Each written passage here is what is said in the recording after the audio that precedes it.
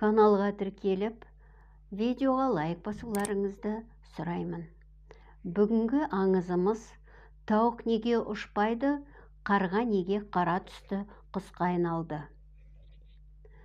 Жерді топан су басқанға дейін қарға мен тауық дос болыпты.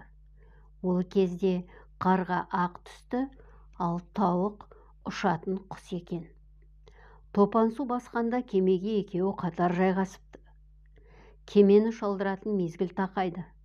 Бірақ судың қаншалықты тартылып, құрғақ жердің бар жоғын білу мүмкін емес еді.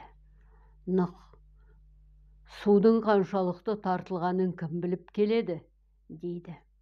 Қарға: ықтияр етсеңіз мен ұшайын, дейді. Сен жемтікке үйредің, далада өлексе болуы мүмкін. Қызығып қалып қойсаң ше? Маған сеніңіз, бір заманда адам атаға жол көрсеткен мен едім. Келмей қойсаң сені көп күтуге мұршамыз жоқ. Кепілдікке не қалдырасың, деді. Сонда тауық: қарға қимас досым, досым үшін екі қанатымды кепілдікке мен қоямын, деді. Пайғамбар келісті. Қарға ұшып шықты. Қараса біраз жер ашылып құрғап қалыпты. Топан суға тұншығып өлген жан-жануардың өлігі шашылып жатыр. Кемеден аш құрсақ шыққан қарға өлексені көргенде араны ашылып, кемедегі ел жұртты ұмытты. Нұх оны күте-күте шыдамы таусылды. Іздеп кел деп артынан сауысқанды жіберді. Ол да жемтік жеп қалып қояды. Үшінші жолы кептер ұшты. Ол зәйтүн ағашына қонды. Ағашқа бұрынғы жойылған қауым мен өлген мақұлықтың қаны жұққан екен.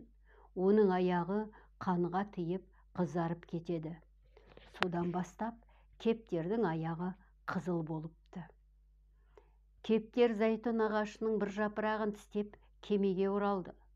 Нұх кептерден: ана екеуінен хабар бар ма, аман ба екен, деп сұрады. Кептер: иә, көрдім. Қарға өлген малдың бас жағын, сауысқан төменгі жағын шұқып отыр, деді. Нұх ыза болып: жегендерің жемтік, ішкендерің іртік болсын, дегенде екі құстың да ұсқыны кетеді. Қара қарға қара түсті құсқа айналады. Осыдан бастап ол өлген мал көрсе басын, сауысқан құйрығын шоқитын болыпты. Нұх кептерге: адалдығың білінді. Қарның ашса, адамның қолынан жем же, шатырына я сал, деп батасын беріпті. Пайғамбарға тауық жақындап: қанатымды бер, деді. Нұх: досың сені сатып кетті. Ол келсін, қанатыңды сосын аласың, деді. Тауық осылайша ұша алмай қалады. Күн сайын таң мезгілі атқанда қарға қанатымды қайтар деп шақырады екен. Сол кезде елдер ұйқыдан оянатын болыпты.